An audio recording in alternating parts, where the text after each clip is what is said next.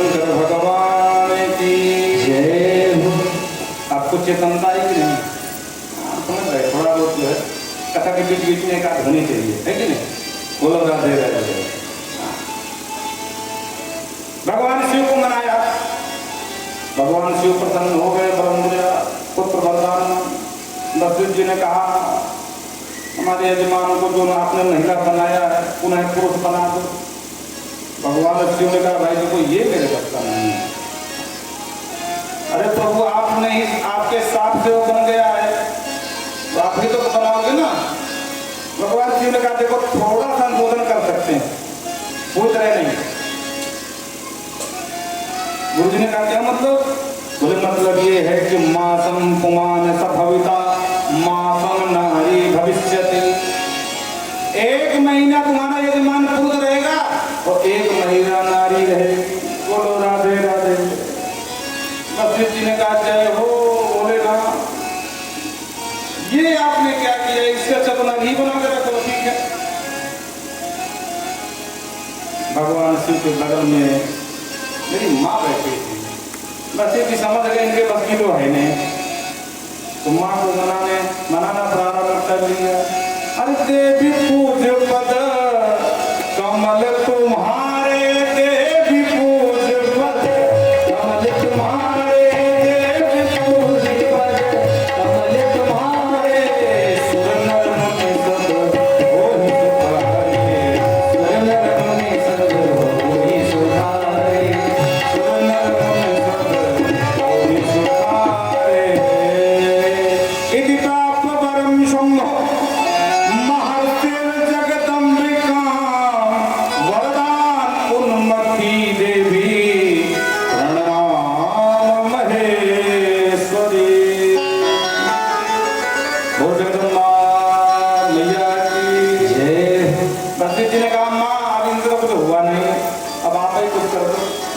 की भक्ति है। माँ प्रसन्न हो गई। माँ ने कहा माँ चिंता कुरु महर्षे, हे वशिष्ठ बिल्कुल चिंता छोड़ दो और जाओ। मेरा वरदान है आज से तुम्हारा यजमान हमेशा हमेशा के लिए पुरुष बन जाएगा। और जो वरदान दिया वशिष्ठ जी ने तुरंत प्रार्थना शुरू कर दिया। नमो नमस्ते देवेशी शरणागत वत्सले, जय दुर्गे दुःखहन्त्रे दुष्ट दैत्य निशूदनी। हे भैया आप ममतामयी हैं, करुणामयी हैं, दुष्ट दैत्यों का विनाश करने वाली हैं माँ। हे देवेशी सभी जितनी देवांगनाएं हैं, देव स्त्रियां हैं, उन सब की आप आराधना हैं। आप समस्त देवताओं की पूज्य वंदनीय है माँ। आप ने कृपा कर दी तो मेरा ये यजमान पुनः सुदुम्नम भवनम गत्वा कुरुभक्त्या मदर्शनम। माँ भवानी ने कहा जाओ तुम्हारा अब ये यजमान पुनः सुदुम्न बन जाएगा, लेकिन जाकर के मेरी अर्चना मेरी पूजा प्रारंभ कर दे। और इस तरह पुनः पुरुष बना करके माँ ने भेजा। सुदुम्न आया और आकर के घर में गुरु वशिष्ठ जी ने पुनः देवी भागवत का आयोजन किया। और वशिष्ठ जी सुनाने लगे देवी भागवतम नाम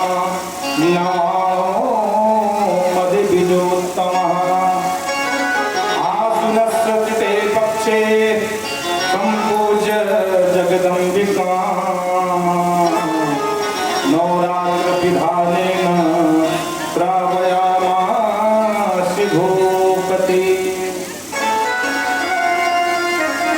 संपूर्ण नवरात्रि में इसी शारदीय पक्ष की नवरात्रि से प्रारंभ करते हुए और नवाह यज्ञ किया।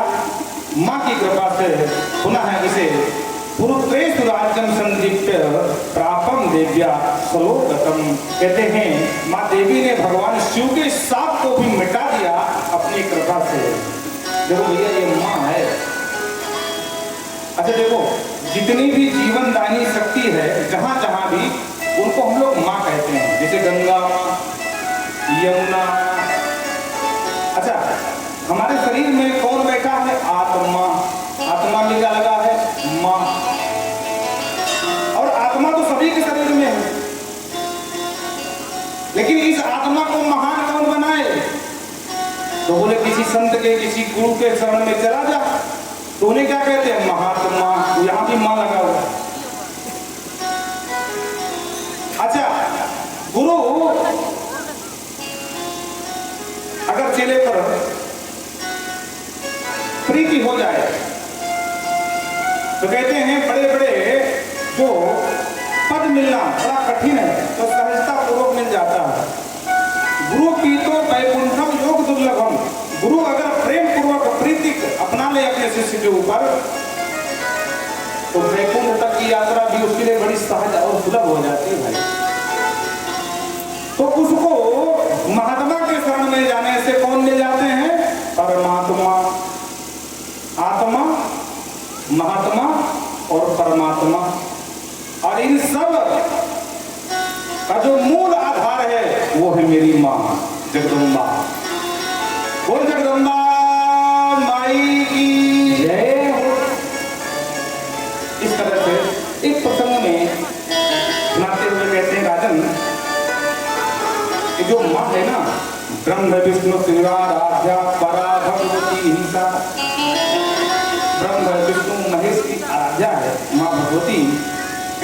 और एक समय की बात है, एक ऋषि थे, नाम था ऋतवाक, बड़े भजनानंदी महात्मा, गृहस्थ जीवन था इनका। तो इनके यहाँ पुत्र जन्म लिया। कस्यचित् निमित्तपुत्रस्य बलात् पत्नीं जहार। लेकिन पुत्र इतना ज्यादा कर्मी हुआ कि किसी महात्मा की पत्नी का अपहरण कर लिया। बोलो राधे राधे। तो ऋतवाक बड़े संशय में पड़ गए कि भाई ऐसा कौन सा एक मुझसे अपराध हो गया है जिसके फलस्वरूप इतना अधर्मी बालक मेरे ही जन्म लिया घर में। परेशान हो गए, विचार करते हैं कि इससे अच्छा पुत्र ही ना होता तो ठीक रहता, पुत्र ही क्या हो गया। और ध्यान दें, शास्त्र कहता है वरम एको भूमि पुत्रो न च मूर्ख शतान्यपि। मूर्ख बालक 100 क्यों ना हो, लेकिन वो किसी काम की नहीं है। उसकी अपेक्षा शास्त्र कहते हैं मात्र एक पुत्र हो, वरम एको भूमि पुत्रो। अगर वो पुत्र गुणवान है, पुत्र है, भले ही अकेला है, वो श्रेष्ठ है 100 की अपेक्षा में। और उदाहरण आप सब जानते हैं, महाराज सगर के 60,000 पुत्र हुए, लेकिन क्या हासिल हुआ? एक रानी से 60 और एक से मात्र एक, अंशुमान, दिलीप, उसके बाद भगीरथी। उसी पुत्र की परंपरा में आगे चल करके महाराज भगीरथी आए और उन्होंने मां गंगा को मनाया। मना करके जब भूतल पर लाए, तब जाकर के जो जल करके भस्म हो गए। यज्ञ मात्रेण ब्रह्मदंड हता अभी। जहां पर सिर्फ भस्म पड़ी थी, उसमें भस्म का स्पर्श करते ही मां गंगा की पावन धारा का वो सारे पूर्वज सगर के 60,000 पुत्र कर गए महाराज, उनका परम तारण हो गया। अब आप विचार करो कि एक के 60,000 पुत्र थे, पर क्या मिला महाराज? कुछ नहीं मिला। न बाप का कल्याण करा पाए और न खुद का कल्याण कर पाए, और उल्टा ऋषि के अपराध से स्वयं नरक में चले गए महाराज। और एक रानी का मात्र एक पुत्र, उसी की परंपरा में पहले अंशुमान ने प्रयास किया, फिर दिलीप महाराज ने किया, और फिर जाकर के उनके बेटे ने भगीरथ ने गंगा जी को ला करके ये दिखा दिया कि पुत्र अगर एक भी है लेकिन गुणी है तो वो 100 के बराबर है। बोलो राधे राधे। तो कहते हैं कि ऐसा पुत्र हुआ कि दिन रात महाराज चिंतित रहने लगे, भगवान से प्रार्थना करते हैं, हे प्रभु अब क्या होगा? अच्छा देखो, जिस कुल परंपरा में कुपुत्र जन्म ले लेता है ना, उनके पिता स्वर्ग में भी हो ना, तो नरक में चले जाते। बड़े ध्यान से सुनना, एक भी बात बना के नहीं बोलेंगे। जिस कुल परंपरा में कोई कुपुत्र जन्म ले ले, कोई अत्याचारी, दुराचारी, नास्तिक, तो उसके पहले के जो पिता हैं, जो स्वर्ग में हैं, वो भी नरक में चले जाते हैं।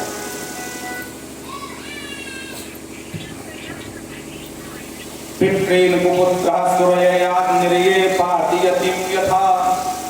तो कहते हैं हे प्रभु अब मेरे पितरों का, मेरा जो होगा तो होगा, मेरे पितरों का क्या होगा, मैं क्या करूं। यावत् जीवे सदा पितरो केवलम दुख दारिद्र्यतः। पुत्र अगर कुपुत्र है ना तो जब तक जिएगा सुख की बात छोड़ो, जिंदगी भर आपको दुख ही देगा। बोलो राधे राधे।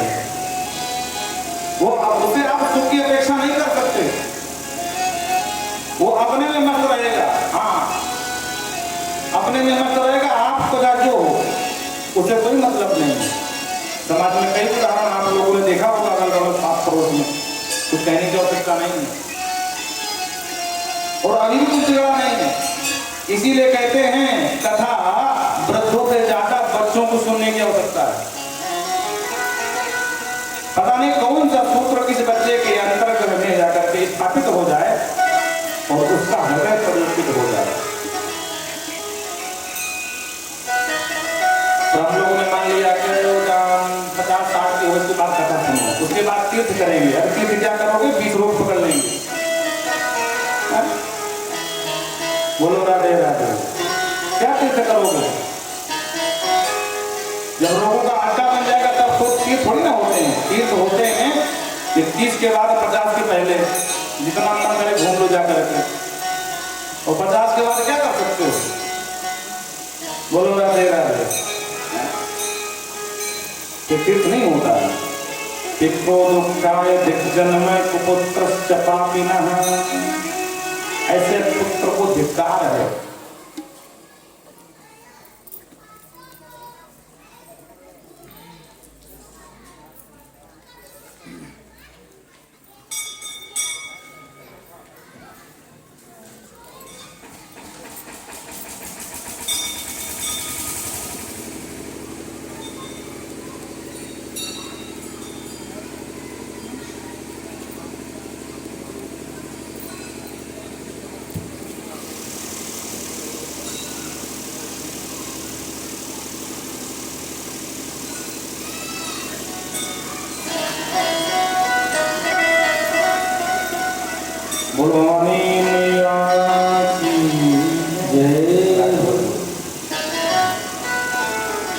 कुपुत्रेण कुलं नष्टं कुपुत्रेण हतं यशः।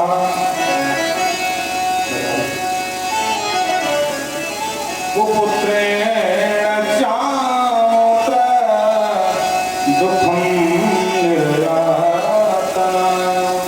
कहते हैं अगर कुपुत्र हो गया तो सबसे पहले कुल का विनाश हो जाता है। बोलो राधे राधे।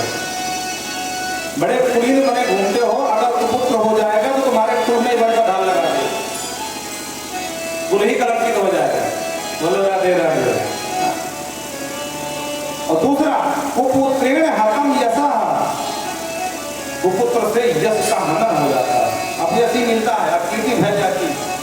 भाई अच्छा पुत्र होगा, लोग कहेंगे वहां उनके बच्चे बड़े अच्छे हैं। अगर पूरा कोई निकला तो लोग गाली पुत्र को देंगे, आपको भी देंगे, उसी का तो बाप है। तो पहला तो कुल का विनाश होता है और दूसरा उसके यश का विनाश होता है, और तीसरा दुखम, जीवन भर दुख देता है और अंत में खुद नरक में जाता है, अपने माता पिता को भी नरक में डाल देता है। बोलो राधे राधे। इसीलिए कुपुत्रेणावयो नष्टो जन्म नष्टम कुभारया। कहते हैं कुपुत्र से वंश नष्ट हो जाता है, और अगर पत्नी दुष्ट मिल जाए तो उस व्यक्ति का जीवन ही नष्ट हो जाता है। उसी तरह कुभोजन दिवसा, अगर भोजन ठीक ना हो तो पूरा दिन ही खराब ना हो। उठपटांग को खा लोगे तो दिन भर परेशान रहोगे। सुखम, अगर मित्र खतरनाक मिल जाए तो सुख कहाँ है। इसलिए अब मैं क्या करूं, तो सबसे कृतवाग महाराज जाकर के भगवान कार्तिकेय के शरण में पहुंच गए, क्योंकि जब कार्तिकेय भगवान अगस्त्य मुनि को कथा सुना रहे थे, ये भी सुन रहे, तो कार्तिकेय भगवान से प्रार्थना करी, प्रभु भगवान करे किसका, ये कौन से अपराध का फल है जो पुत्र रूप में आया है। तो फिर कारण क्यों, मैं आपसे जानना चाहता हूँ, ये मेरे पुत्र ने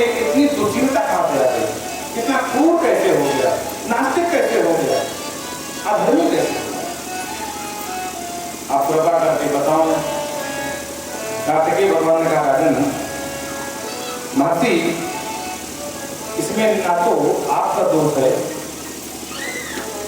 और ना आपकी पत्नी का दोष है। देखो दो के दोष जो हैं पुत्र में आते हैं।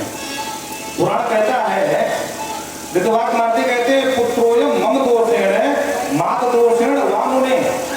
हे प्रभु मेरे दोष से मेरा कोई दोष था या इसकी माँ का दोष था जो इतना बड़ा एक कर्मी पुत्र मुझे मिला।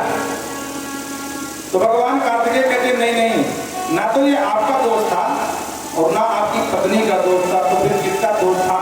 बोले रेवंतम तु गंडांतम पुत्र दोषित कारणम।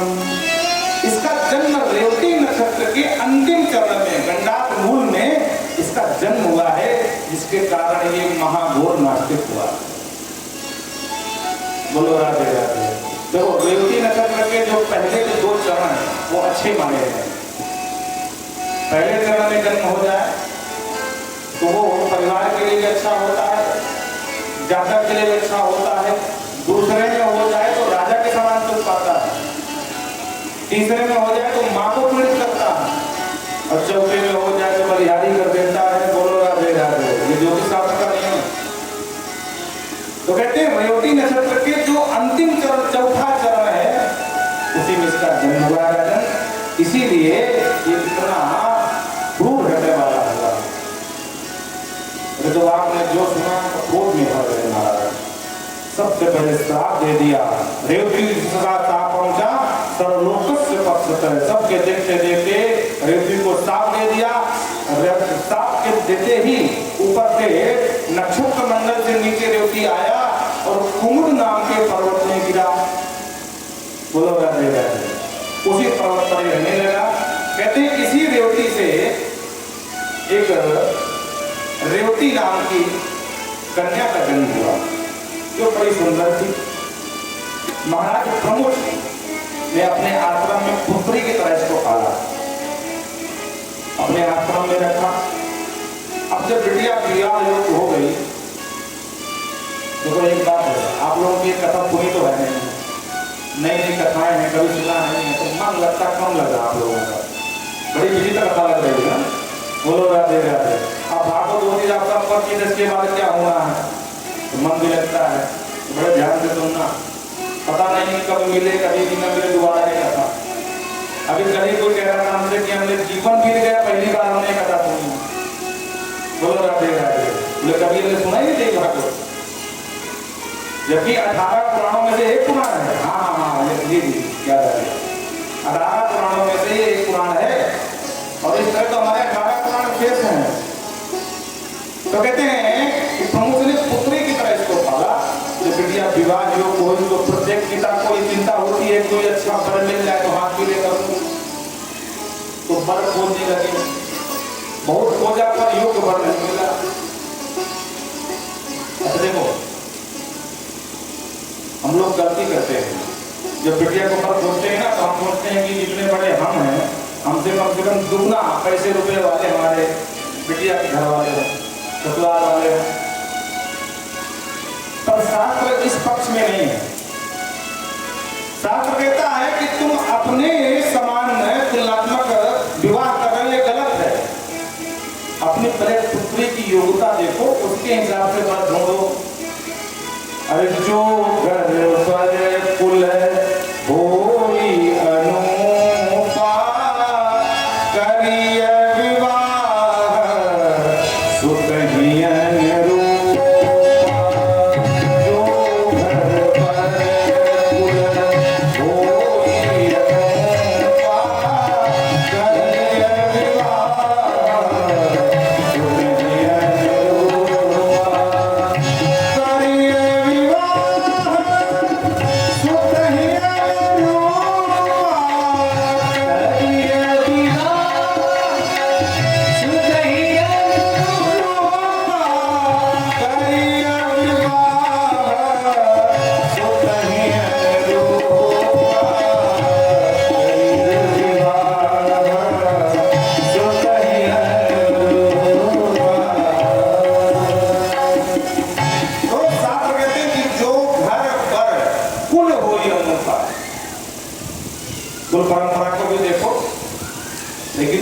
से वर को देखो, ना कि वर की संपत्ति को देखो। बोलो राधे राधे।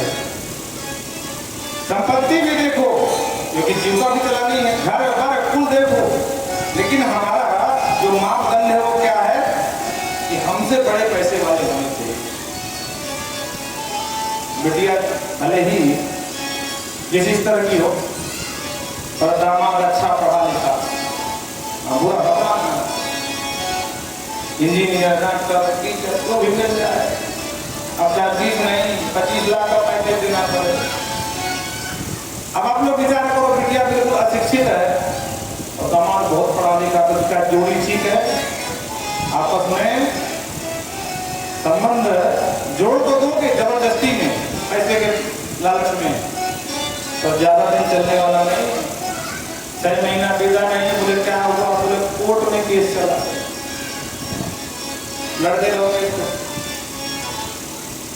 तो जैसे ही हमारी बिटिया हो तो इस हिसाब से हमको बल दे छोड़ना चाहिए। इतना चादर उतनी फैलाओ कि कम से कम पैर तो बाहर न निकले। बोलो राधे राधे। पैर में फैलाओ कि पैर चादर में बाहर ना निकले। तो इनको चिंता हुई कि इन्होंने बहुत वर्ष हुआ और बिटिया के लोगों को कोई वर नहीं मिला। तो एक दिन भगवान अग्निदेव की स्तुति करने लगे। अग्निशालां संदिश्य मुनिस्तुष्टाव पावकम्। हे प्रभु, अग्निदेव से प्रार्थना करी, मेरी बिटिया तैयारी हो रही है, बहुत बार खोजा पर अभी वर नहीं मिला, आप कुछ मांग रत्न कर दीजिए। अग्निदेव प्रकट होकर के प्रसन्न हो गए और उन्होंने कहा, राजन चिंता मत करो, दुर्गम नाम के राजा इसके पति हुए और तुम्हें कहीं खुजरी जाने की आवश्यकता नहीं है। समय आने पर वो स्वयं तुम्हारे आश्रम में आएंगे और ये बिटिया का विवाह कर देना, फिर से बिटिया को विदा कर देना। महाराज प्रसन्न हो गए। वाह प्रभु। समय बीता, कालांतर में आखेट करते करते, शिकार खेलते खेलते और दुर्गम महाराज इन्हीं प्रमुख नाम महात्मा के आश्रम में आए। प्यास लगी थी तो आश्रम में आकर के पानी मांगा तो बिटिया नहीं दे उसने पानी दिया। पूछा महाराज नहीं है पानी? नहीं। सीधे निकल गया था। क्यों लग गया था? अकेली कन्या थी। चुपके से छुप के महाराज प्रमुख देख रहे थे तो पूर्ण विश्वास हो गया कि जो अग्निदेव ने कहा था ये बात सही है। और बालक संस्कारी भी है। एक अकेली कन्या को देखा तो सीधे आश्रम में बाहर चला गया। ये तो पल भी नहीं रुका, अब मैं अपनी पुत्री इनको दान करूंगा। जैसे ही दुर्गम थोड़ा दूर गए तो महाराज घूम करके सामने मिल गए। जो महाराज को देखा प्रमुख को तो महर्षि होने के नाते प्रणाम किया राजा ने। प्रणाम करके दुर्गक्षेप पूछा, महाराज धर्म कर्म सब ठीक चल रहा है? तो हाँ राजन सब चल रहा है। और आज वैसे ये परंपरा है कि राजा लोग महात्माओं को दान करते हैं, लेकिन आज हमारा मन है कि हम आपको तो दान कर दें। महाराज दुर्गम हंसने लगे। अरे महाराज का आज कर रहे हो, हमें आपका कुछ नहीं चाहिए, आप हमसे ही ले लो, आपका धन खाकर रहेंगे कहाँ? बोलो राधे राधे। महात्मा प्रभु ने कहा नहीं राजा ऐसी कोई बात ना है, हम धन दान करने की बात नहीं कर रहे हैं। तो फिर तो बोले एक पुत्री है जो रेवती थी, लेकिन उसकी मां ना होने के कारण मैंने उसको पुत्री की तरह पाला है। तो धर्म का पिता हुआ मैं चाहता हूँ कि तुम जियो को अब तुम्हारे साथ ही उसका विवाह कर दो और कृपा करके मेरी पुत्री का पानी ग्रहण कर लो। दुर्गम जी ने विचार एक थोड़ा भी किया कि क्या करूं, लेकिन हम महात्मा मना भी नहीं कर सकते, तो हाँ कर दिए। तो वस्से विवाह योग्यानि संतप्त क्षण घोर सहा। विवाह के लिए जैसे ही राजा ने हाँ किया, पिता प्रमुख गए, बोले पुत्री हमने तुम्हारा विवाह तय कर दिया है, तुम्हारा विवाह होगा। लेकिन पुत्री एक रहस्य को नहीं पता। बोले क्या? बोले हम तुम्हारे धर्म के तो पिता हैं और वास्तविक पिता नहीं। अरे तो मेरे पिता कौन है? तब पूरा वृत्तांत समझाया कि देखो तुम रेवती नक्षत्र की पुत्री हो, कुमुद पर्वत पर स्थापित होकर के पड़े हैं, तो हमने देखा कि वो लोग तुम्हारी सहायता करेंगे, नहीं लालन पालन करेंगे, तो हमने तुम्हारा लालन पालन किया है। बोलो राधे राधे। देखो नक्षत्रों के पति का नाम क्या है बता सकता कोई? आप लोग ना बताना, नहीं बता। चंद्रमा, चंद्रमा का नाम नक्षत्रपति। तो बोले हमने तुम्हारा पालन किया पुत्री और हम तुम्हारे हाथ पीले कर रहे हैं।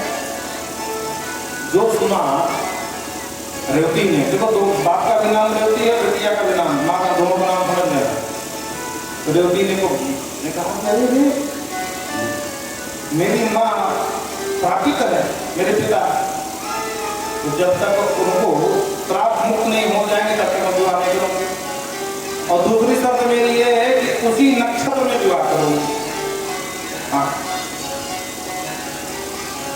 महात्मा प्रमुख ने कहा बेटी रेवती नाम नक्षत्र विवाह के नाम नहीं है।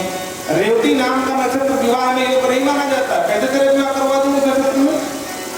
बोले मैं कुछ नहीं जानती हूँ, विवाह करूंगी तो उसी नक्षत्र में करूंगी। गिनते अभिसंदीर बद तत्पूरया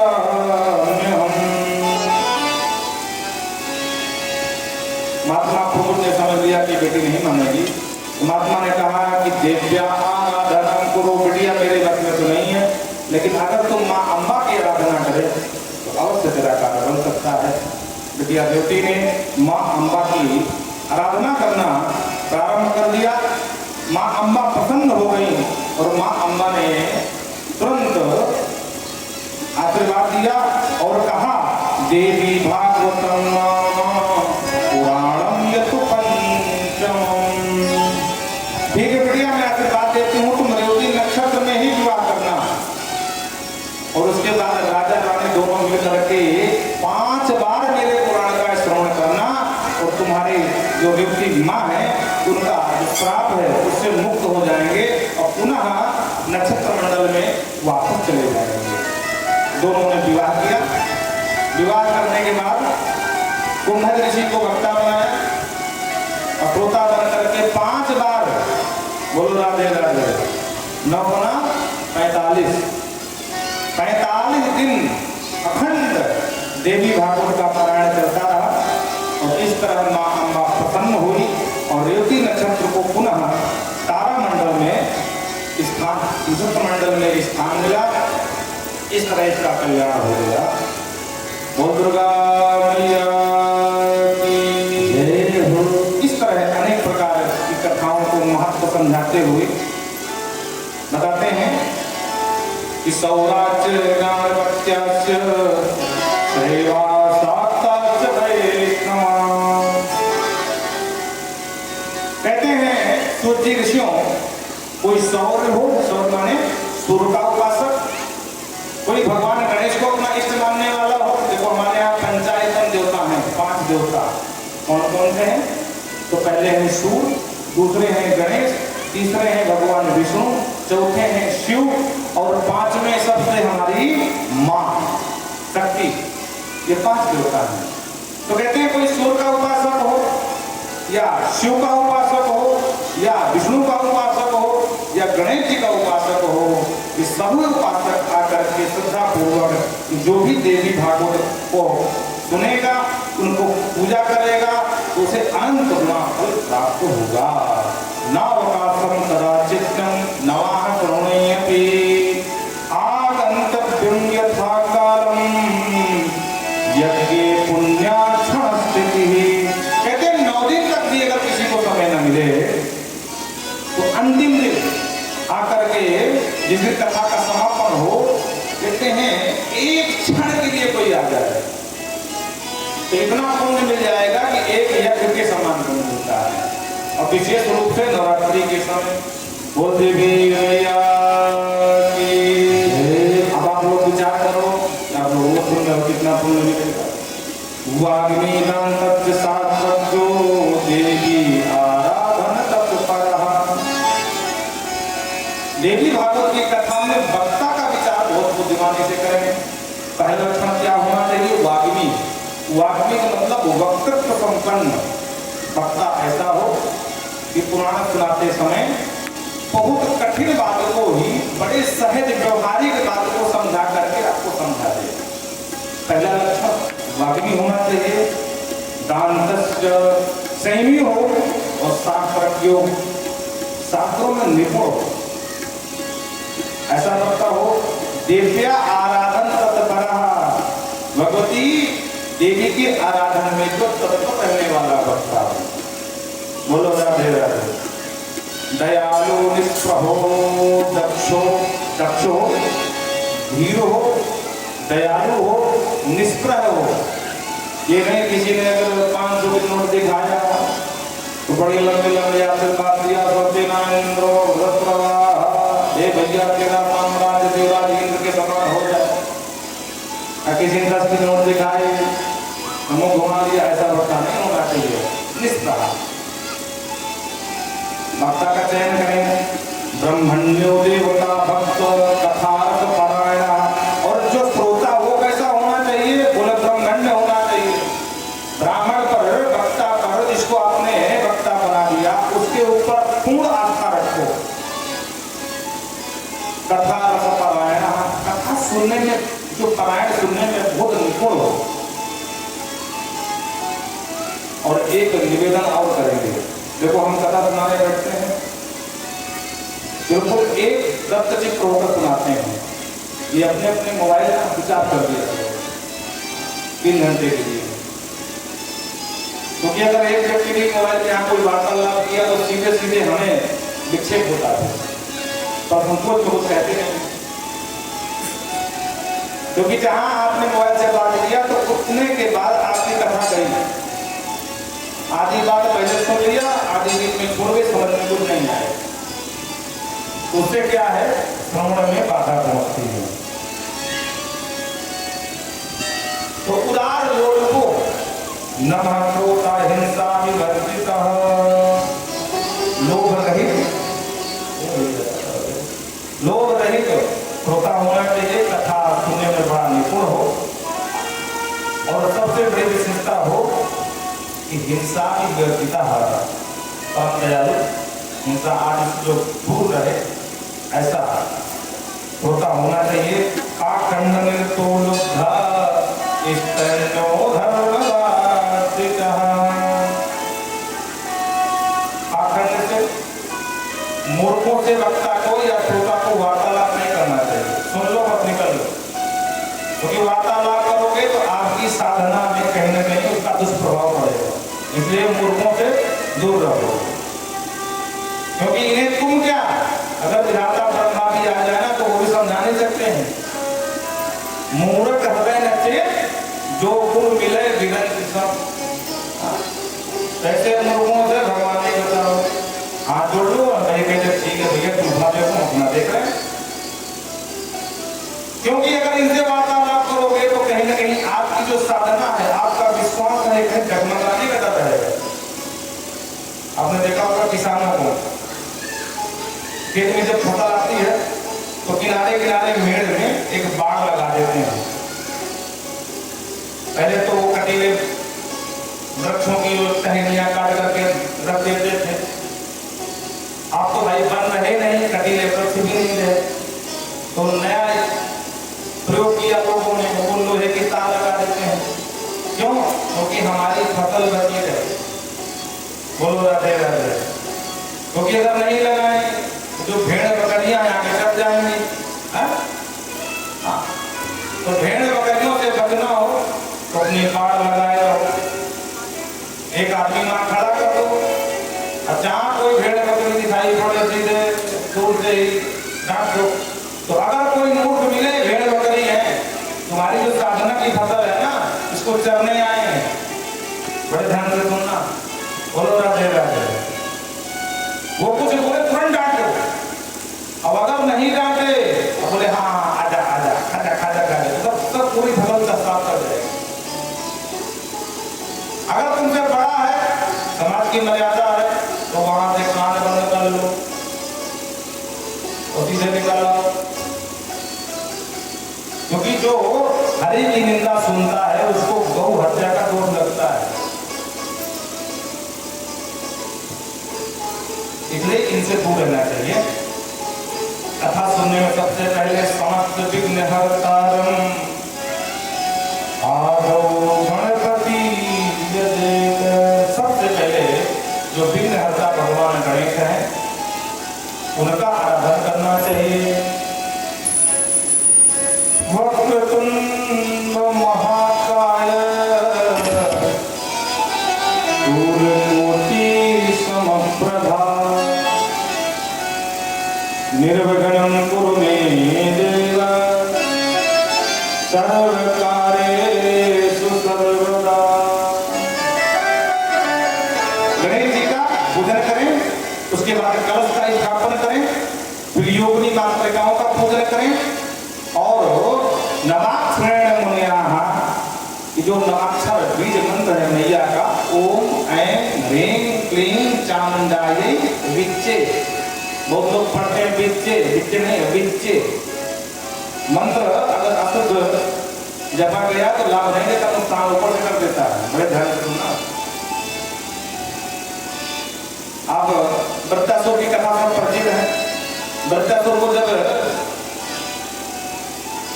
राक्षस बन करके उसकी कथा में आया तो कहते हैं मंत्र की अशुद्धि का ही परिणाम था।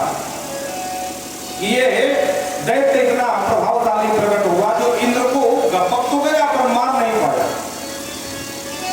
इंद्र बुद्धि चही शत्रु, मंत्र पढ़ा गया कि इंद्र का वध करने वाला दैत्य उत्पन्न हो, पर मंत्र में अशुद्धि हो गई महाराज कश्यप से। और उसका परिणाम क्या हुआ? दैत्य हुआ, बड़ा बलवान हुआ, इंद्र से 1 साल तक लड़ा, पर जो कामना थी वो पूर्ण नहीं हुई। अभी तो इंद्र के हाथ में वज्र था तो पेट के अंदर ही फाड़ते फाड़ते पेट फाड़ते बाहर आ गए, उल्टा ये दैत्य ही मारा गया। तो मंत्रा प्रयते इति मंत्रा, जो आपका प्राण करे, आपकी रक्षा करे, आपका कल्याण करे, आपका उद्धार करे, उसी का नाम है मंत्र। पर ध्यान रहे मंत्र शुद्ध होना चाहिए। अशुद्ध मंत्र जपोगे तो जो परिणाम प्रवर्तित हुआ है वृत्तासुर के प्रसंग में वही तुम्हारे जीवन में हो जाएगा। तो जितना हो सके देवी ये मंत्र का खूब जप कराना चाहिए। जैसे कि हमारे छोटे चाचा जी बैठे ये मंत्र कर रहे हैं, देवी के नवाक्षर मंत्र है नवाण, इसी का जप कर रहे हैं। पूजयेत जगदम्बिका, कहते हैं भगवान विष्णु, भगवान शिव, इनका पूजन करें और सबसे बाद में जगदम्बा भवानी का पूजन करें, क्योंकि ये प्रधान देवी मानी जाए। तो सबसे पहले छोटे छोटे देवताओं पर में प्रधान देवी का पूजन करें। ये विधान बताया। संसारे सागरे मग्नम माम उद्धर कृपामये, बड़ा प्यारा श्लोक है। आप सभी लोग या तो रिकॉर्ड कर लीजिए या लिख लीजिएगा। माँ भवानी के सामने जब भी जाएं तो इस श्लोक को बोलते हुए और माँ भवानी से प्रार्थना करें। संसारे सागरे मग्नम मामुद्धर कृपामये, ब्रह्म विष्णु शिवाराधे प्रसीद जगदम्बिके। हे माँ, संसार सागर से पार करने वाली मैया, मां उद्धार कृपा में कृपा करके मेरा उद्धार करो। जैसे आप सबका कल्याण करती हो उसी तरह मुझे दास का, मुझे लाल का कल्याण करिए। ब्रह्म विष्णु शिवा आराध्या, अरे आपकी पूजा आपकी आराधना तो त्रिदेव करते हैं माँ, जैसे आपने त्रिदेवों का कल्याण किया है उसी तरह है मेरा भी कल्याण करें। ये श्लोक बहुत अच्छा हमको लगा, पूरी देवी भागवत में अभी तक। बोलो राधे राधे। एक बार पूरा भूले दे रहे हैं क्योंकि सब लोग छूटने लगता है। संसार सागरे मग्नम मामुद्धर कृपामये, ब्रह्म विष्णु शिवाराधे प्रसीद जगदम्बिके। इसका श्लोक बोलते हुए प्रार्थना करें, कलावती लगाओ। और उसके बाद वक्तारं पूजयामि, वक्ता का नित्य पूजन करें और कथा विश्राम में वक्ता का पूजन करें। संपूज्य व्यास बुद्ध्या मायालंकार वस्त्राद्वै हेमकुंडे शंभूषत्रात्रे, जितना हो सके आप वक्ता को अलंकार है, आभूषण है, वस्त्रादि का दान करें, उनका पूजन करें और भविष्यान्नं परम भोजन हवन करें उसके बाद जो है 9 कन्याओं का भोजन जरूरी है। उसके बाद जितना मन हो उतना भंडारा करें। अथवा फलाहारी, आप फल का भी भंडारा करा सकती हैं, हरिशान का भी करा सकती हैं। देव भक्त दीना, इनका जो हवन है वो या देवी भागवत के महात्मा के श्लोकों से, या देवी के नवाक्षण मंत्र से, या दुर्गा सप्तती के श्लोकों से आप इनका हवन कर सकते हैं। गायत्री मंत्र से, विष्णु सहस्त्र नाम से, गीता के श्लोकों से भी हवन के लिए बताया है। प्रेम से पूरी दुर्गा मैया की जय। जो ब्राह्मणों का धन हरण करने वाला हो, ब्रह्मस्य हरणे विद्यम, बड़े ध्यान से सुनना, परदारे सुलुद्वाजना, जो दूसरे परदारा पर रत्ती करने वाले लोलुप लोग हो, लंपट, जो कामी पुरुष कहते हैं, वो देवस्य हरणे तेषां नाधिकारं तथा त्रवे, जो देव मूर्तियों के द्वारा आया हुआ जो भी वहां पर भक्त हैं उनका अपमान करें, वो कथा के अधिकारी नहीं है। पहला ब्राह्मणों का धन हरण करने वाला, दूसरा परदारा विमर्शनम, पराई स्त्रियों को देख करके और उन पर कामवृत्ति करने वाला, वो भी कथा का अधिकारी नहीं है। न सुनने का अधिकारी न कहने का, दोनों बातें। ब्राह्मण कितना बड़ा विद्वान क्यों न हो, लेकिन अगर वो स्टैंड है, स्त्री आसक्त है, ऐसे वक्ता का त्याग कर देना चाहिए। देखो भैया, एक बार श्रोता कोई अपराध कर दे तो क्षम हो जाएगा, लेकिन अगर वक्ता से अपराध हो गया वो कभी क्षमा के पात्र नहीं होता। बालक अपराध करेगा वो क्षमा युक्त है, लेकिन घर का मुखिया वही अपराध कर दे तो लोग क्या कहेंगे, अरे राम राम गिनते, हमने ये उम्मीद नहीं की। बोलो राधे राधे। एक बहुत ही प्रकृति केस चला हमारे भारत में। देखो हम किसी की निंदा नहीं करते हैं, लेकिन कभी कोई बात अगर याद आ गई तो हम बोल जाते हैं।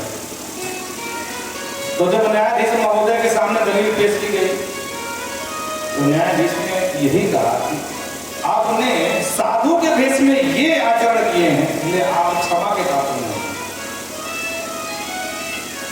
आपको आजीवन कारावास में बढ़ना पड़ेगा। आप सब समझ रहे हैं। तो एक सामान्य व्यक्ति ये कर्म करे तो वो समझ में आता है, लेकिन अगर वक्ता की गद्दी पर बैठ करके कोई ऐसा कर्म करेगा तो वो वक्ता का भी अधिकार, कितना बड़ा विद्वान क्यों न हो, इससे वक्ता को दूर से राम कर लो, विदा कर दो। बोलो राधे राधे। मातृवत दृष्टि ही, वक्ता की दृष्टि सभी समान है, महिलाओं में माता के समान होनी चाहिए। तुमेव माता च पिता तुमेव, तुमेव बंधु च सखा तुमेव, तुमेव विद्या द्रविणं तुमेव, तुमेव सर्वं मम देव देव। जितना हो सके भंडारा करें, दान करें। कहते हैं दद्यानि दानानि चान्यानि सुवर्ण गावैसुनि।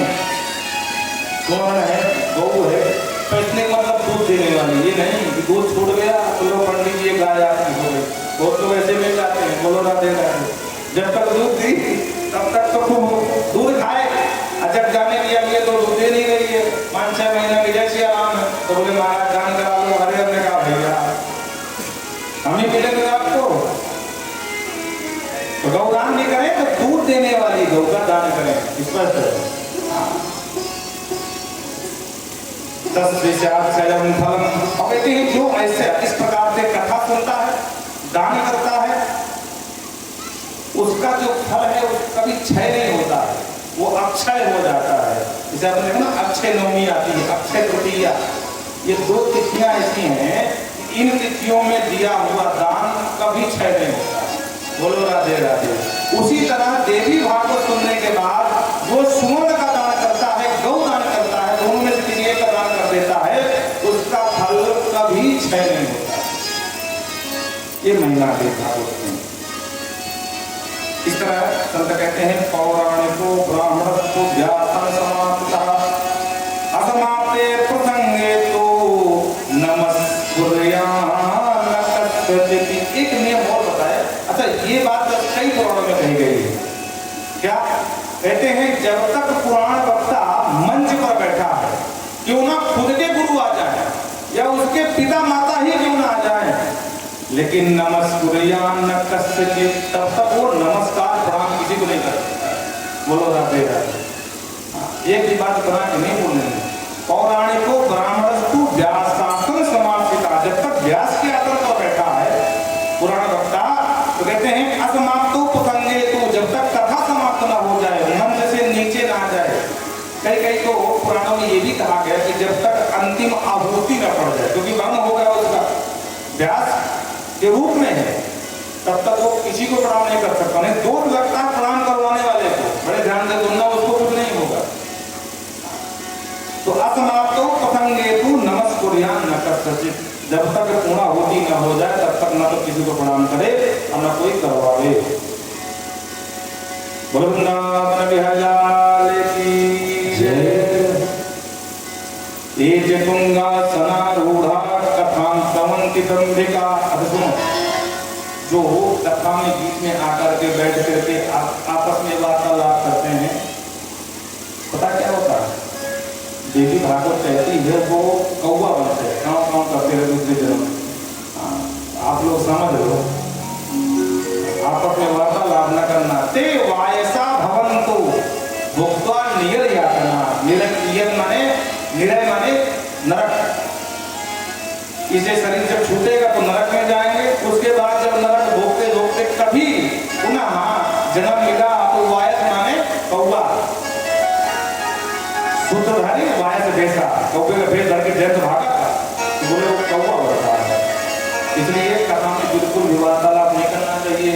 ये कठिन तो बड़ी देर करती है आने में, मैं तो 2 बजे आ गई। आ गए हैं तो शांति से बैठ कथा सुनो, कोई वार्तालाप नहीं। और जो मोबाइल में बात करते हैं वो बिल्कुल सावधान हो जाए। दूसरा कहते हैं जो कथा में आकर के तर्क करते हैं, ऐसे लोग हो जाते हैं। बोले कथा तो ठीक है, व्यवस्था थोड़ा गड़बड़ है। अब ये तर्क है, तो कहते हैं वो जो तर्क करते हैं वो गिरगिट बन जाते हैं। अच्छा देखो, ऐसे भी लोग होते हैं जैसे पीठ पीछे आपकी बुराई करेंगे, निंदा करेंगे, और जहां कोई पहुंच गया सामने जान जाए कि नहीं नहीं यही करवा रहे हैं, अरे बहुत बढ़िया, क्या कहना, अरे बहुत अच्छी कथा चल रही है। ऐसे लोग भी पाए जाते हैं महाराज समाज में। तो बोले जो ऐसे लोग हैं वो भी सावधान हो जाए, वो गिरगिट बनते हैं, क्योंकि गिरगिट रंग बदलता रहता है। उसी तरह तुम भी रंग बदलते हो। पीठ पीछे कहते हैं छोड़ो, सब ऐसे ही है। और सामने पहुंच के कराने वाला या करने वाला, महाराज अहो हम धन्य हो गए आपकी बाड़ी सुन करके, और पीठ पीछे महाराज को तो वो गिरगिट बनते हैं। निंदन्ति पुराण, जो पुराण की निंदा करते हैं तो कहते हैं सुनका सुर्ण संशय, वो सैकड़ों जन्म तक कुत्ते बने घूमते रहते हैं। इसे भैया पुराण की निंदा न करना, नहीं है मन तो बिल्कुल न करना, लेकिन निंदा बिल्कुल न करना पुराण की। नहीं 100 जन्म तक कुत्ते बनकर घूमोगे। बोलो राधे राधे। और सेना नेप श्रवंती भवंती अजगराहा।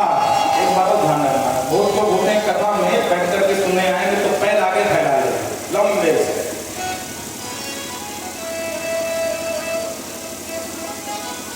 बोले जितना हो सके तो सीधे बैठ करके कथा सुने, और अगर आप सीधे सीधे लेट कर कथा सुन लो फिर तो कहना क्या है।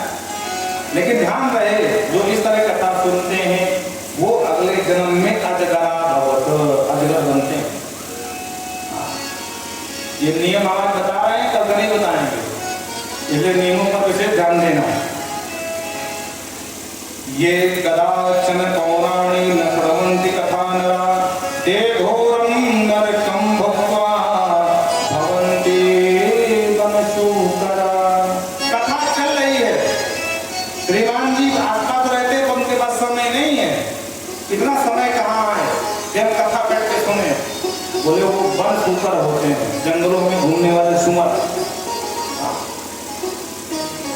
और ये कथा नाम मोद्यन्ते विघ्नं कुर्वन्ति, ये सब जो कथा में विघ्न डालते हैं वो ग्राम सुमर होते हैं, गांव के सुमर बने बनते हैं। ये नियम बताया, इसलिए कथा में भूल करके ये सब अपराध न होने पाए, इसका ध्यान रखिएगा। को न हो हमें का हानि तेरी छान हो। बोलो राधे। हम तो भक्ता है, भक्ता ही रहेंगे, हमारा तो कुछ नहीं होगा, लेकिन आप लोगों का जो है इसलिए विशेष ध्यान दें। यथा सर्वस्व प्रवरा गंगा देवी सुशंकर काव्ये रामायणं यज्जो तिस्मत्सु यथा रवि। कहते जैसे नदियों में गंगा श्रेष्ठ है, वैष्णवों में भगवान शिव श्रेष्ठ है, भगवान शिव वैष्णव सबसे श्रेष्ठ है वैष्णव। उसी तरह काव्य रामायण, काव्य में सबसे श्रेष्ठ है कौन काव्य है? वाल्मीकि रामायण प्रथम काव्य है। उसी तरह पुराणों में हमारी देवी भागवत श्रेष्ठ है। बोल राजेश्वरी मैया की जय। इस तरह बड़े ही धूमधाम से इस कथा में युक्त समय उदय करें और कथा अवश्य सुने। ये सारे नियम बताएं। आइए एक छोटा सा भजन होता है, इस गाने को गाएं, काफी देर हो गए। अरे हर पल तुम्हारी आती रहे मैया, आती रहे।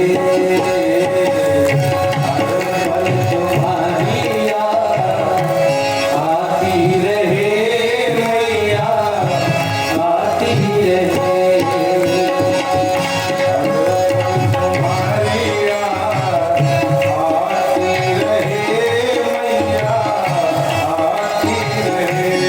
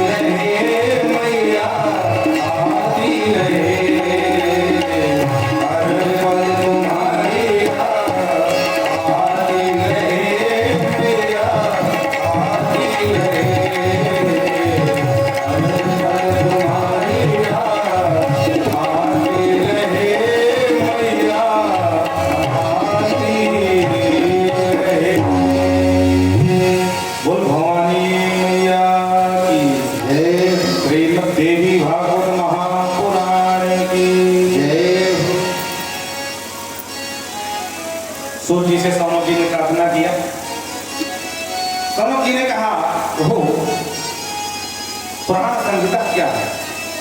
प्राण संहिता सूत ब्रूहि त्वं न समाहिता दीर्घायुर्भवत जन्म तव पुराणं करिष्यते। कितने पुराण है तो आप जरा ये बता दें। आपने पीछे कहा कि 18 पुराण है, तो उन पुराणों के नाम क्या है? थोड़ा विस्तार पूर्वक कैसे क्रम चला, किस तरह से थोड़ा हमारी सुनने की इच्छा है। तुम मखानामि फलं स्वर्गं स्वर्गात् प्रथमं पुनः एवं संसार चक्रेऽस्मिन् भ्रमणं च निरन्तरः। क्या अपने कल्याण के लिए पुराण ही एक माध्यम है, एक उपाय है, अन्य उपाय कोई नहीं है? तो जी कहते ऋषियों ऐसी बात नहीं है, उपाय तो बहुत सारे हैं। देखो भैया, हमारे यहाँ मुक्ति बड़ी सरल है। मुक्ति पाना अलग बात है और मोक्ष पाना अलग बात, दोनों एक बात नहीं है। मुक्ति को मोक्ष को एक मत मान लेना। बोलो राधे राधे। बोले मुक्ति हमारे बड़ी सरल है, आप जीवन भर पाप करो, लेकिन मरते समय आपके प्राण छोड़ते समय भगवान नारायण की स्मृति अगर याद आ जाए, अंते नारायण स्मृति ही जन्म लाभा परम पुंसाम, अंते नारायण स्मृति। आप जिंदगी भर पाप करो और मरते समय कदाचित आपके मन मस्तिष्क में धोखे से नारायण का नाम, आपने सुना होगा अजामिल की कथा भागवत में खूब सुनी है, धोखे से नाम निकल गया नारायण का, तो उद्धार हो गया, कल्याण हो गया उसका। तो कहते हैं ऋषियों हमारे यहाँ मुक्ति कठिन नहीं है, मोक्ष कठिन है। अन्य साधन मुक्ति तो दे सकते हैं और मोक्ष नहीं दे सकते। मुक्ति इतनी सरल है, अंत में भगवान का नाम स्मरण आ जाए, स्वयं से ना जाए, कोई स्मरण करा दे, तब भी आप मुक्त हो जाओगे। आपने जो पाप किए हैं वो पाप से बच जाओगे। लेकिन समस्या फिर वही खड़ी हो जाएगी, पुनरपि जननम पुनरपि मरणम पुनरपि जननी जठरे शयनम। मुक्त हो जाओगे और मोक्ष नहीं मिलेगा। ये आवागमन तो वही कहते हैं संसारे चक्रिन भिन्न भ्रमणा, बार बार आपको आना जाना पड़ेगा संसार में। इसलिए देखा होगा आप लोगों ने, जब कोई व्यक्ति प्राणांत का समय होता है तो घर के बोलते हैं बाबा राम राम कहो, राम राम। वो कहता हाँ, अब उसको सुनाई तो पड़ता है बेचारे को, शिथिल शरीर जर्जर शरीर, अंगम कलतम पलतम मुंडम दसम महीनम जातम कुंडम, न मुंह में दांत है न पेट में हाथ है। बोलो राधे राधे। शंकराचार्य जी का लिखा हुआ स्तोत्र है, अंगम गलतम पलतम मुंडम, पूरा अंग गल जाता है, पूरा पिंड का ही पिंड बचता, जैसे पेट से आता वैसे ही बाहर बच जाता है। और करते कहते बाबा राम राम कहो, राम राम। अब राम राम सुनाई नहीं पड़ रहा, बोला हाँ कहा बच्चा, और घर के गला फाड़ के तो बाबा राम राम बोलो। अब जिसने जिंदगी भर नहीं बोला वो कहां से बोल पाएगा? इसलिए हमारे यहाँ अभ्यास कराया था बचपन से, राम राम कहो, राधे राधे कहो, जय श्री कृष्ण बोलो, क्योंकि जो अभ्यास में होता है ना वही निकलता है। बोलो राधे राधे। देखो बच्चे के लिए माँ का शब्द अभ्यास में बचपन से पड़ जाता है, और जहां नेक का संकट आया, भले बुढ़ा हो गया हो व्यक्ति, क्या निकलेगा? अरे माँ, माँ का नाम तुरंत निकलेगा। आप अनुभव करके देख लें, आप जिस संकट में होंगे तो माँ ही आ जाती है। और कदाचित अगर निकल जाए किसी योग वसात, उसका कल्याण हो जाएगा। अरे नाम न निकले, गंगा जल पड़ जाएगा, मुक्त हो जाएगा। सोने का टुकड़ा डाल दो, मुक्त हो जाएगा। किसी ब्राह्मण आचार्य के द्वारा पुराण श्रवण की कथा सुन ले, मुक्त हो जाएगा। किसी आचार्य का दर्शन कर ले, मरते समय मुक्त हो जाएगा। मुक्ति बड़ी सरल है हमारे यहाँ, कठिन नहीं है। कठिन है तो मोक्ष, बड़े बड़े यज्ञ करने से मुक्ति तो मिल जाएगी। तो ये कहते हैं मखानाम ही फलम स्वर्ग, बड़े बड़े मखों का फल ये है कि आप स्वर्ग तक पहुंच जाओगे। लेकिन फिर भी मोक्ष नहीं पाओगे। क्षीणे पुण्यम मृतलोकम विसंति। स्वर्ग में पता क्या होता है? आपने खूब पुण्य किया, बड़े बड़े यज्ञ किए, अनुष्ठान किए, आपको पुण्य मिला, आप कट गए, आपको स्वर्ग मिल गया। तो वहां जब स्वर्ग में पहुंचोगे तो वहां तुम्हें भूख लगेगी, है ना भैया, लगेगी प्यास, कपड़े भी गंदे नहीं होंगे, आपने जो धारण किया वही बहुत जगह तक मत जीवन रहेगा। पर इसका मतलब ये नहीं कि आप हमेशा वहीं बने रहोगे। क्षीणे पुण्यम मृतलोकम विसंति। जब तक आपके पास पुण्य है तभी तक स्वर्ग का सुख भोग लो, रंभादिक अप्सराओं का नाच देख लो। लेकिन जहां पुण्य समाप्त, धम्म से नीचे गिरोगे, क्योंकि यही एक कर्म भूमि है। अब यहाँ का शुभ कर्म कर लो या अशुभ कर्म कर लो। शुभ कर्म करोगे तो ऊपर जाओगे, ज्यादा शुभ कर दिए तो हमेशा भगवान के पास पहुंच जाओगे। सालों को मुक्ति, चारों को मुक्ति, सामिक को मुक्ति या मोक्ष पर पहुंच जाओगे। लेकिन अगर आपने पाप किया, नीचे व्यवस्था नरकों की अलग से बना रखी, जाओ नरक में हो जाओ। स्वर्ग में व्यक्ति के गले में एक माला डाल दी जाती है। जब तक पुण्य रहता है माला बिल्कुल हरी भरी रहती है, और जहां पुण्य समाप्त तो माला भी सूखने लगती है। तो बेचारे का मुंह भी सूखने लगता, अब गए अब गए। एक समय आता कि धम्म नहीं गिरता। तो कहते हैं सुधी ऋषियों, बिना ज्ञानेन सर्वज्ञ नैव मुक्ति कदाचन। बिना ज्ञान के आपका मोक्ष तो नहीं मिल सकता, कदाचन, कभी नहीं मिलेगा। और ज्ञान कहां से आएगा? पुराण संहितायाम दुष्टता पितासु। जब आप पुराण संहिता को श्रवण करोगे पूरी ईमानदारी से, तभी आपको ज्ञान आएगा। माँ के स्वभाव से आप परिचित होंगी, माँ के प्रभाव से आप परिचित होंगी। अरे जो काम बाबा शिव नहीं कर पाए वो भवानी ने कर दिखाया। तो तुमने की कथा दी आपने तो बाबा ने कहा देखो भाई, बस बात इतनी है कि 1 महीना के लिए तो भाई परिवर्तन कर सकते हैं संविधान में, कुछ आगे पीछे करके 1 महीना रहेगा पुरुष, 1 महीना महिला। बच्ची जी ने कहा चाहे वो बोले बाबा आप रहने दो, शांत बैठो, हम तो भवानी से मतलब निकाल रहे हैं। और भवानी के हाथ जोड़े, भवानी कहा जाओ हमेशा तुम्हारा योजना पुरुष रहेगा, बस मेरी कथा सुन ले। तो जो काम भगवान नहीं कर पाया वो भगवान ने कर दिखाया।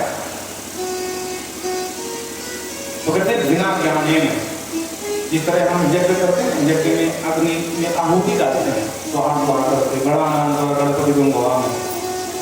तो यज्ञ में जो आहुति पड़ती है वो देवताओं के निमित्त दी जाती है, साकल की हवन की आहुति, ताकि देवता प्रसन्न हो जाए। और ध्यान रहे,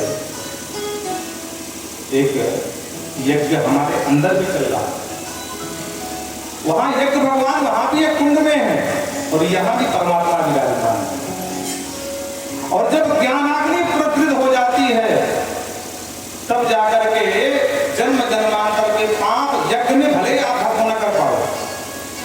देखो यज्ञ करने बड़ा झंझट, बड़े ध्यान से सुनना।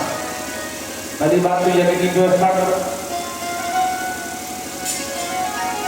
महाराज एक यज्ञ कराने में 10-10 लाख रुपए खर्च आता है। और यज्ञों की छोड़ो, आप भागवत कराओ 5 लाख से नीचे नहीं बैठोगे। पूरा खर्चा जब निकाला जाए तो पहली बात, और यज्ञों का खर्चा 10-10 लाख रुपए का है, नॉर्मल खर्च करोगे तब जाकर। तो इतना धन आपके पास है कि नहीं, ये बात की बात है।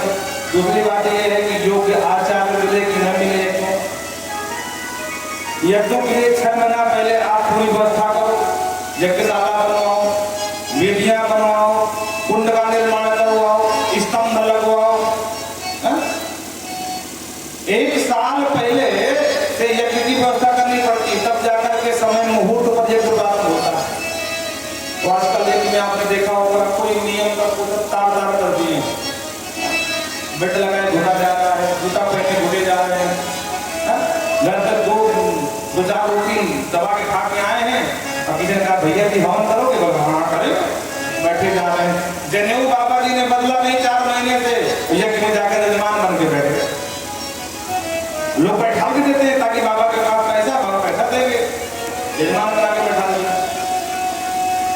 तो पूरी क्रिया के साथ यज्ञ हो गया संभव नहीं है। और वाल्मीकि रामायण में स्पष्ट भगवान वाल्मीकि कहते हैं विधिहीनम यज्ञ से सद्यो कर्ता विनश्यति। विधि से हीन अगर यज्ञ हो जाए तो आचार का कोई नहीं होता, कर्ता का विनाश हो जाता है। अब विचार करो, पहली बात तो यज्ञ कर नहीं पाओगे, अगर करोगे तो भी झंझट। उससे अच्छा है कि ईमानदारी से बैठ करके देवी भागवतम नाम नरो मुच्चेत संकटा, ईमानदारी से माँ परम्बा के पावन पर नवरात्रि में बैठ करके देवी माँ के चरणों में और उनके चरित्रों का श्रवण गान आप करिए, सारे पाप भागते नजर आएंगे। बोलो राधे राधे। दर्शन को डाको किसी ना जिनसे भी हो।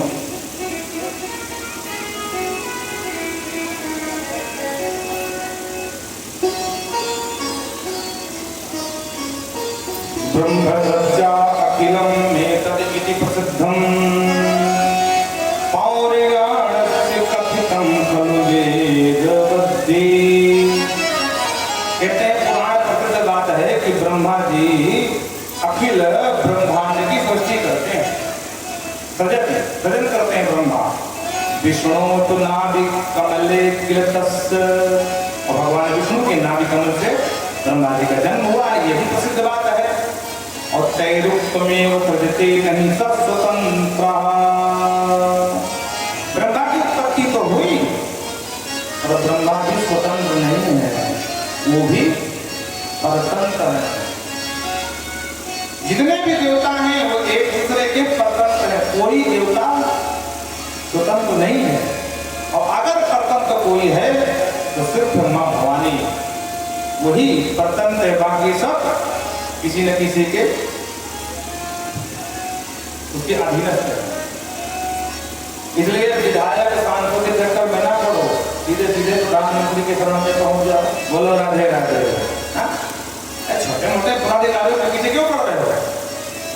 धीरे मैया के शरण में जाओ। योग निद्रा मृताक्षम विष्णु कहते जब ब्रह्मा जी का उत्पत्ति हुई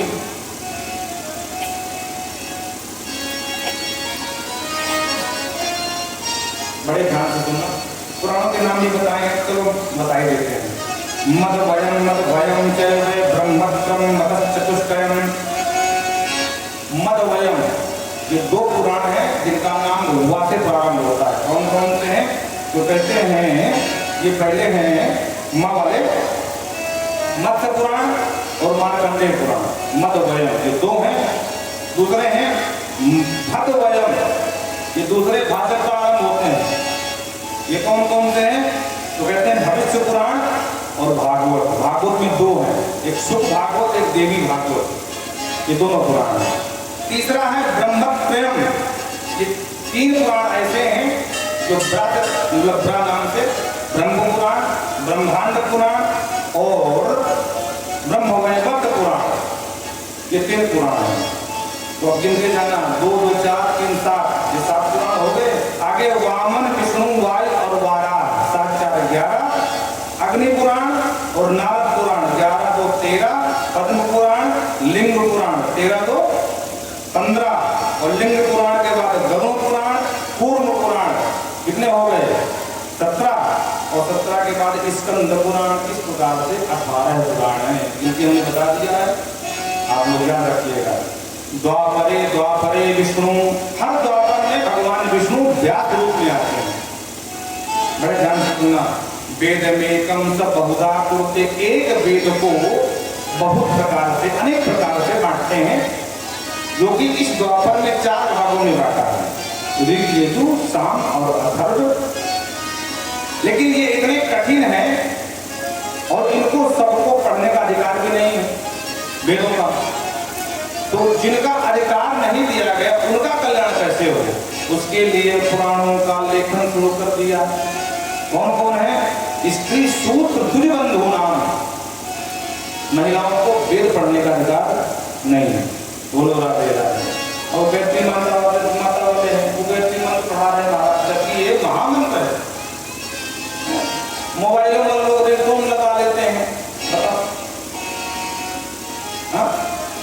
जबकि गायत्री माता का जो मंत्र है, गायत्री मंत्र, इसका उच्चारण बहुत धीमे से करना चाहिए ताकि हमें खुद सुनाई न पड़े।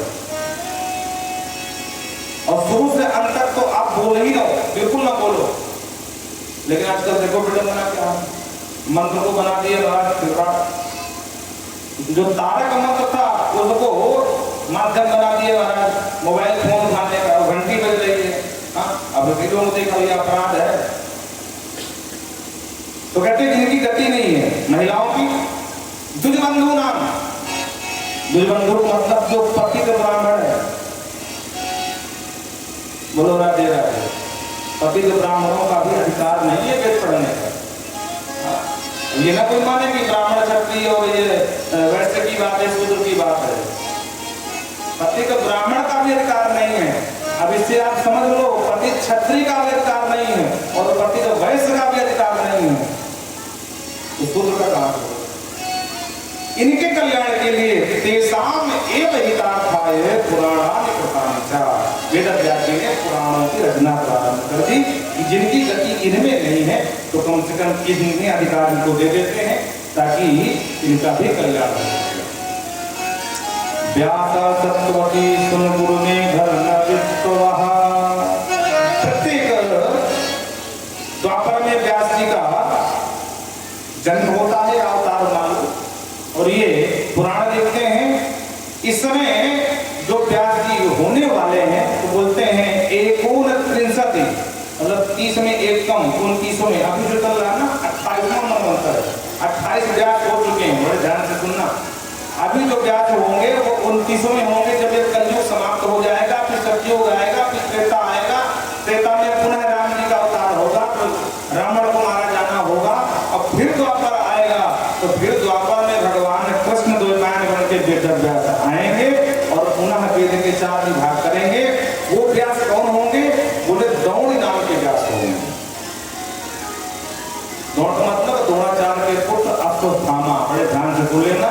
इस बार जो व्यास बनेंगे वो अश्वत्थामा होंगे, बोलो राधे राधे। और ये बात ब्रह्म पुराण में, ये शिव पुराण सब जगह दिया हुआ है कि 29वें मनवंतर में अश्वत्थामा ही व्यास बनेंगे। किसी द्वापर में भरद्वाज व्यास बनते हैं, किसी में वशिष्ठ व्यास बनते हैं। इस प्रकार इनका अपना अपना कार्यकाल है और सभी ने अपने अपने कार्यकाल में सब अच्छे काम किए हैं, बोलो राधे राधे। तो कहते हैं वक्तारत पुराणानाम द्वापरे द्वापरे युगे युगे, पुराणों को लेकर के कुछ शिष्यों को पढ़ाया, सिखाया और उनको रटाया और उनको कहा कि यत्र तत्र सर्वत्र जाकर के पुराण की संहिता का आप लोग गान करिए, जिसको सुन करके सभी लोग कल्याण हो जाए।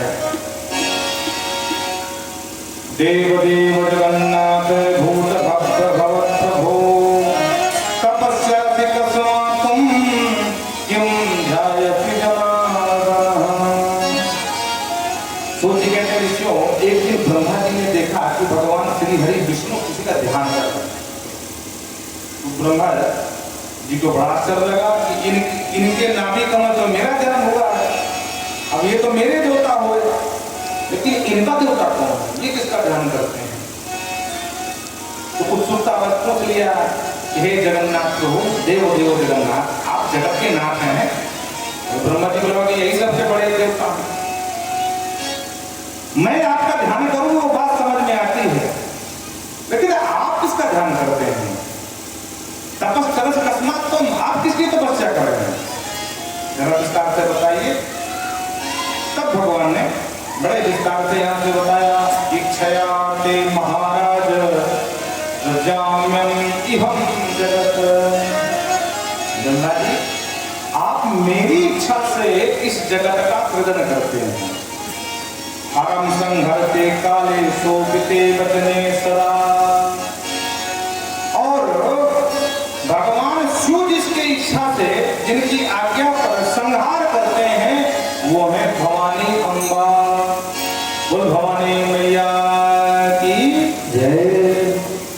उनकी सभी आराधना करते हैं, सूर्य हो, वायु हो, अग्नि हो, पर्जन्य हो, जितने देवता हैं, तुम ध्यायातिकम देवम तम देवम जन्मः, जितने देवी देवता बताए गए हैं भगवान श्री हरि विष्णु कहते हैं ब्रह्मा जी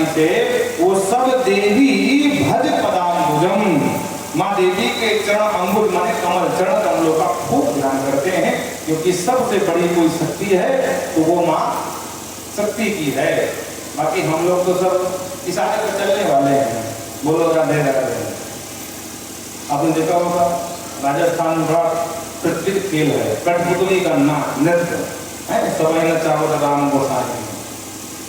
तो क्रीड़ा अमृत की तरह देवी सबको नचाती है और हम सब नाचते रहते हैं।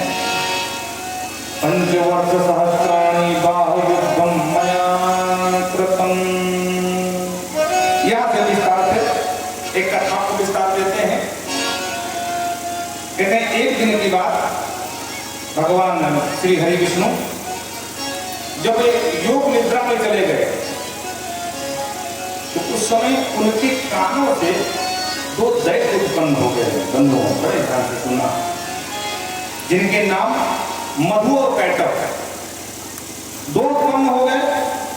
उत्पन्न होकर के इधर उधर टहलने लगे तो उनको बड़ा विस्मय लगा कि भाई हमको जन्म किसने दिया और हमारा पालक कौन है, हमारा जन्मदाता कौन है, हम हैं कौन, हमारा खुद का परिचय नहीं है। तो धीरे धीरे हिम्मत करके बाहर निकले। जैसे ही बाहर उतरे तो समुद्र के सागर के बड़े बड़े जीव, समय हो गया, चलिए कल भी कहीं ना कहीं शाम रात होने वाली थी, तो समय हो गया। इस कथा को विश्राम देंगे, क्योंकि महाराज जी ने हमको 5 बजे तक का समय दिया। उसके बाद बोले 5:30 तक हम अपनी आरती में समय दे पाएंगे। अरे पकड़ लो हाथ बनवारी। अब कल आपको यह कथा विस्तार से मत बैठक के कर सुनाएंगे। आप हमारे को विश्राम देते हैं और एक सुंदर सा भजन सुनाते हैं। सब लोग सुंदर भजन सुनिए और उसके बाद आरती और फिर प्रसाद और प्रेम से अपने ग्रह को यहाँ से प्रस्थान करेंगे। पकड़ लो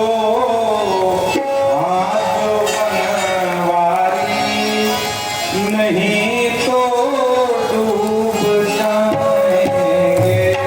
पकड़ लो हाथ बनवारी, नहीं तो डूब जाएंगे। पकड़ लो हाथ बनवारी,